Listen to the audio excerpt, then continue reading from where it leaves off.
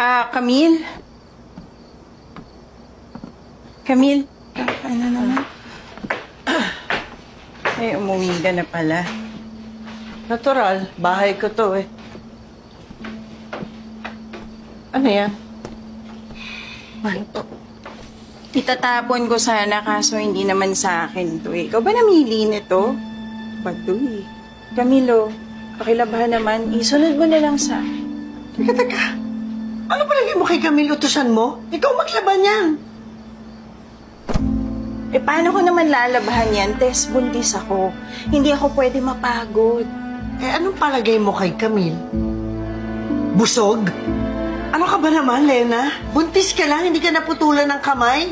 Ngayon, kung ayaw mong laban yan, maghanap ka na sarili mong labandera. Sige na, pumasok ka doon sa kwarto mo. Sabi mo, yan laban na.